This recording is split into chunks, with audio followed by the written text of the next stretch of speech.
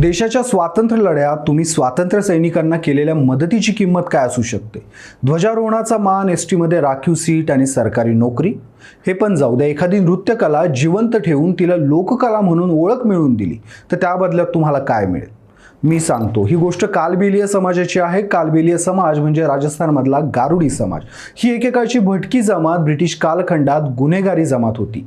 ही कर भरत नाही म्हणून ब्रिटिशांना त्यांना गुन्हेगारी जमात ठरवलेलं. मात्र वास्तवात ही जमात त्या काळात सगळीकडे फिरस्ती असल्यामुळं जंगलात आणि डोंगरात असणारे अनेक गुप्त रस्ते या जमातीला माहिती होते. याचीच माहिती ही जमात स्वातंत्र्य सैनिकांना द्यायची, ज्याचा स्वातंत्र्य सैनिकांना ब्रिटिशांपासून स्वतःला वाचवण्यासाठी फायदा व्हायचा. म्हणून ब्रिटिशांनी या जमातीवर गुन्हेगारी जमातीचा शिक्का मारला होता. राजस्थानमधील जैसलमेरमध्ये ही ट्राईब असते.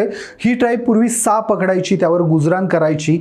गंमत म्हणजे आपण नोकरी करण्यासाठी किंवा शिक्षण घेण्यासाठी जसं शाळेत जातो तशी ही ट्राईब साप पकडण्यासाठी, त्याच्या विषापासून स्वतःला वाचवण्यासाठी तंत्रमंत्र शिकायला आसामच्या कामाख्या देवी परिसरात जायचे. मात्र 72 मध्ये देशात वन्यजीव संरक्षण कायदा आणला आणि या जमातीच्या उपजीविकेचा प्रश्न निर्माण झाला. त्यावर या जमातीने उपाय शोधला, तो म्हणजे आजवर या जमातीने सापाच्या सर्व नजाकती जवळून पाहिल्या होत्या आणि त्याच नजाकतीचा वापर करून यांनी सर्प डान्स बनवला, ज्याला कालबेलिया डान्स म्हटलं जातं. ही जमात आजही फिरस्ती आहे. या जमातीत मुली डान्स करून पैसे कमवतात, तर मुलं ही मुलींच्या सोबत जातात. राजस्थानच्या रिसॉर्टमध्ये या मुली कालबेलिया डान्स करून उपजीविका करतात.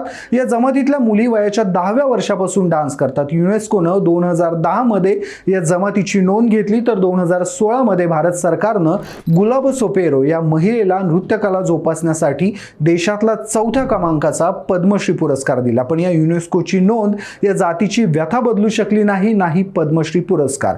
आजही या जमातीत कुणी मेलं तर घरातल्यांना रडू दिलं जात नाही. त्याचं कारण, जर घरातले रडले तर गाववाल्यांना समजेल या जातीतलं कोणीतरी मेलंय आणि त्या जातीवाल्यांना अंत्यसंस्कार करता येणार नाहीत. का? तर कालबेलिया अस्पृश्य आहेत. विचार करा, ज्यांनी स्वातंत्र्य सैनिकांना मदत केली, देश स्वतंत्र व्हायला त्यांना मेल्यानंतर टिचभर जागेसाठी आजही आपले अश्रू दाबावे लागतात. खालच्या जातीतील कलांना कितीही पुरस्कार दिले तरी शोषितांचं जगणं त्यामुळं बदलत नाही. अगदी महाराष्ट्रातही लावणी जगलेल्या जातीबाबत हीच गोष्ट झाली.